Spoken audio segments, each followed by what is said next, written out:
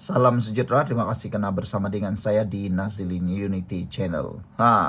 Geng Mahathir sekali lagi meroyan.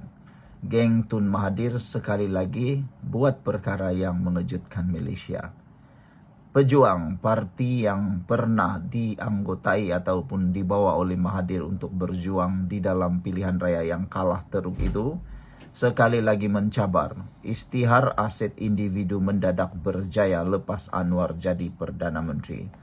Sebenarnya, secara pribadi, saya bukan tidak menyokong apa yang dinyatakan oleh pejuang ini. Tapi seharusnya selesaikan dulu isu Tun Mahathir dengan kekayaannya yang telah pun dibawa ke dalam pengetahuan umum. Itu dulu selesaikan, barulah selesaikan permohonan dan permintaan parti pejuang ini. Tiada masalah untuk istiar aset. Dan lebih penting lagi, saya selalu menyeru. Saya kata, semua ahli politik, tidak pedulilah dia ahli parlimen kah, dia ahli Dewan Undangan Negeri kah, dia setiausaha saja kah, sampai ke akar umbi. Ketua bahagian kah, setiausaha bahagian kah, exco kah, sepatutnya mengistiharkan harta mereka. Karena apa yang kita lihat, akar umbi yang ada di Malaysia, netizen dan rakyat sekarang ini sudah dapat mengenal pasti bahwa ramai ahli-ahli politik ini yang memang kaya raya. Dan mereka kaya raya sebab ada juga yang berniaga, ada juga yang kontraktor, ada juga yang businessman, ada juga yang bekerja sendiri dan sebagainya. Jadi adalah adil untuk mengetahui nilai aset sebenar mereka, dari mana aset mereka. Dan pejuang sepatutnya tidak hanya melepaskan kemarahan mereka hanya kepada Anwar Ibrahim dan pasukannya. Apa kata kamu juga suruh keluarga Tun Mahathir, semua ahli-ahli parlimen yang ada atau ahli politik untuk istihar harta seistihar-istiharnya. Sebelum kita teruskan ulasan kali ini, jangan lupa tinggalkan komen Anda dengan tanda pagar kami sayang Malaysia. Sebelum itu, izinkan saya untuk berkongsi dulu. Ini terapi imun Transfer Factor for Life, terapi imun yang meningkatkan daya imun badan kita sehingga 400%.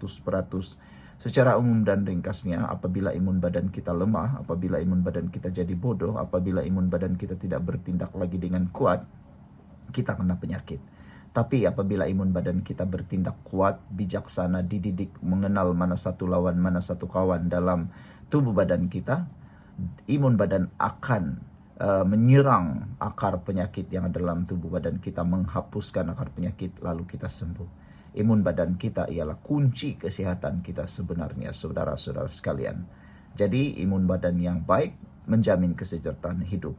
Sila dapatkan produk hebat ini melalui nomor telepon saya yang tertera, dan ingat, ini produk lulus KKM, halal, diperakui oleh dokter-dokter di seluruh dunia dan di Malaysia, dan ini adalah penemuan paling bersejarah dalam dunia kedokteran.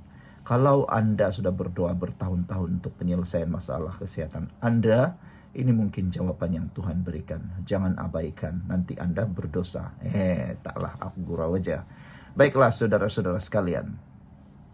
Pejuang mencabar istihar aset individu mendadak berjaya lepas Anwar jadi Perdana Menteri. Itu yang aku kata tadi. Jangan tumpukan kepada individu yang berkait dengan Anwar saja. Pejuang kalau betul-betul ikhlas, pejuang kalau betul-betul kau mau negara ini bebas daripada salah guna kuasa, penyelewengan, jadilah seperti Anwar. Semua orang istihar harta, bukan hanya orang-orang tertentu. Pejuang mencabar, pemimpin pejuang mencabar, Perdana Menteri Anwar Ibrahim membenarkan SPRM, mengarahkan pengistiharan aset ke atas individu tertentu yang menjadi kaya selepas dia berkuasa. Yang kita mau sebenarnya ialah pemimpin pejuang ini menyebut siapa nama yang dia maksudkan itu. Jangan hanya menyebut beberapa individu yang kaya. Kita tidak mau benda macam itulah, sebab mungkin dia takut kena saman, jadi dia guna safe play ataupun permainan selamat. Dia tak sebut nama orang, dia hanya sebut beberapa. Jadi siapa orangnya pun kita tak tahu. Ini susulan kenyataan Anwar Ibrahim di Dewan Rakyat berkata, SPRM hanya boleh mendakwa 2 daripada 8 adun Sabah yang terbabit dalam akta skandal rasuah lesen melombong kerana memerlukan kes yang kuat di mahkamah. Dalam satu kenyataan, Ketua Penerangan Pejuang Muhammad Rafiq Rashid Ali membidas Perdana Menteri dan menuduhnya mengamalkan pilih bulu. Peguam itu membandingkan kenyataan Anwar dengan kes baru-baru ini membabitkan seteru politik Anwar termasuk siasatan menyeluruh SPRM terhadap bekas Menteri Kewangan Daim Zainuddin dan dakwaan Anwar bahawa bekas Perdana Menteri Dr. Mahathir telah mengumpul kekayaan untuk memperkayakan dirinya semasa berkuasa. Perdana Menteri seolah-olah selektif amnesia pilih bulu, double standard katanya. Kalau betul mahu adil, sahut cabaran biar SPRM keluar notis Section 36 dalam kurungan 1 Akta SPRM 2009 kepada semua orang yang tiba-tiba mendadak menjadi ahli perniagaan berjaya pada usia muda lepas Anwar jadi Perdana Menteri. Atau perlu juga kes kuat katanya lagi. Sebenarnya saudara-saudara sekalian, bukan waktu Anwar saja takut nanti.